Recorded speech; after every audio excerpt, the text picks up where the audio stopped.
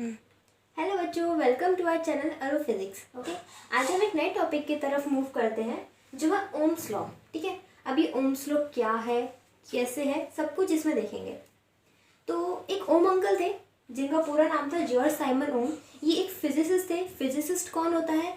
होने कोई साइंटिस्ट ही होते हैं, पर इनकी जो बेसिकली रिसर्च होती है, इनका जो फोकस होता है सब कुछ फिजिक्स की तरफ होता है, इसलिए इनको फिजिसिस्ट कहा जाता है। तो ऐसे ही हमारे एक ओम अंकल भी थे जो फिजिसिस्ट थे। तो उन्होंने क्या किया था, एक लॉ दिया था।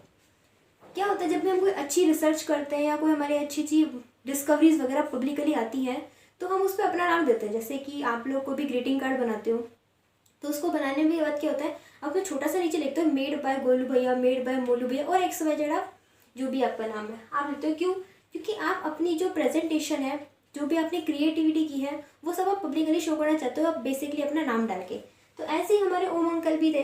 इन्होंने क्या किया था, एक बहुत प्यारा लॉ दिया था जिसका स्टेटमेंट देखते हैं। The electric current flowing through a conductor is directly proportional to the potential difference across its and.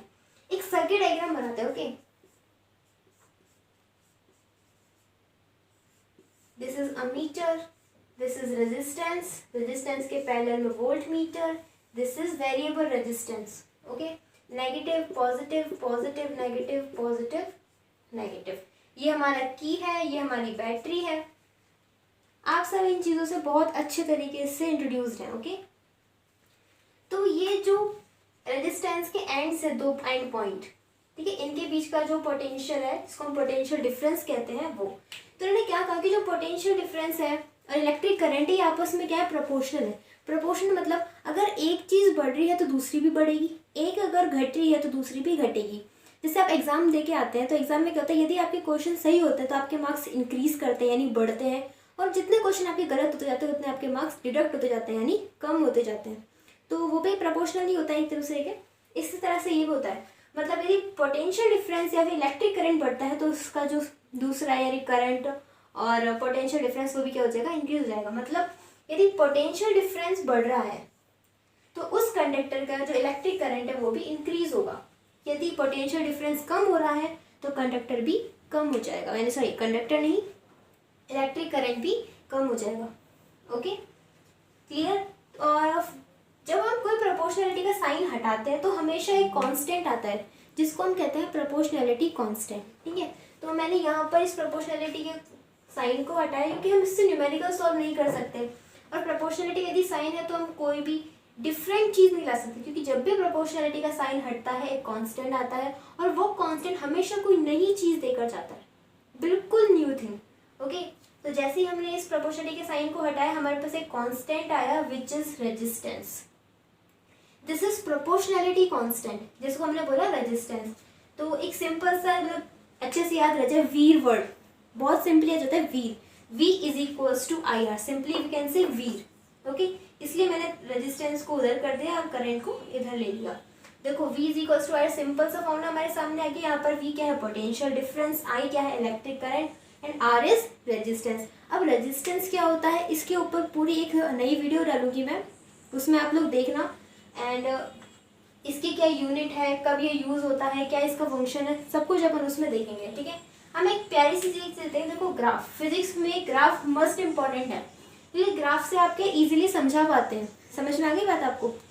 तो मैंने यहाँ पर क्या लिया है, पोटेंशियल डिफरेंस लिया है, मैं शॉर्ट में लिख रही हूँ PD, which is in volts. Okay, यहाँ पर मैंने लिया है इलेक्ट्रिक करंट जो होता है एम्पियर्स में। आपको अच्छे से पता है एम्पियर्स में होता है। अब इसका जो ग्राफ आएगा, देखो जैसे मैंने बोला कि मेरा जो एम्पियर मतलब जो इलेक्ट्रिक करंट है वो इतना था, मान लो 2, तो मेरा जो ये होगा ना, यहाँ पर ये चाहे 1 ले लो या 2 ले लो, वॉट एवर आप कोई भी ले लो, जैसे ये वापस 2 इंक्रीज हुआ यानी 4, तो ये भी उसी के हिसाब से इंक्रीज यानी 2 होता जाएगा। तो पहला ग्राफ ये बना, दूसरा ये बना, थर्ड ऐसे आएगा, फोर्थ ऐसे आएगा। तो बेसिकली एक स्ट्रेट लाइन ग्राफ होता है। जब कोई चीज़ एक दूसरे की डायरेक्टली प्रोपोर्शनल होती है तो एक स्ट्रेट लाइन ग्राफ आता है। तो V और I का जो ग्राफ होता है, V एंड I का graph, it is straight line graph. Got it? इसका मतलब क्या है कि V और I एकदम एक दूसरे के प्रोपोर्शनैलिटी को हिंदी में बोलते हैं समानुपाती।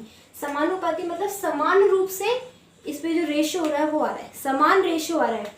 जैसे कि मैं रेशियो की बात करूँ, यदि मैं बोलूँ 1/2 रेशो 2/4 रेशो 3/6। तो इसका मतलब क्या, रेशो तो 1/2 1/2 1/2, यही तो रेशो आ रहा है।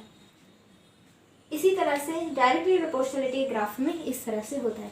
तो आपको ये टॉपिक अच्छे से समझ में आया। मैंने ज़्यादा कुछ नहीं था इसमें, केवल एक स्टेटमेंट याद करनी। एक इसकी कंडीशन इंपॉर्टेंट है कि किस कंडीशन पे ओम्स लॉ वेरी करता है, यानी किस कंडीशन पे ये वैलिड है। देखो कंडीशन इसकी constant physical condition and temperature, मतलब इसकी जो फिजिकल कंडीशन है वो कांस्टेंट हो और टेम्परेचर जो है वो कांस्टेंट हो। टेम्परेचर किसका, टेम्परेचर इस कंडक्टर का। ये हम आगे टॉपिक जो पढ़ेंगे रेजिस्टेंस के बाद, उसमें सारी चीज़ें आती हैं कि रेजिस्टेंस किस पे डिपेंड करता है, क्या होता है, वहाँ पर हम इन टॉपिक को डिस्कस करेंगे। अभी तो आपको इसका स्टेटमेंट, कंडीशन, इसका फॉर्मूला और इसका ग्राफ, इन चीज़ों को बहुत अच्छे से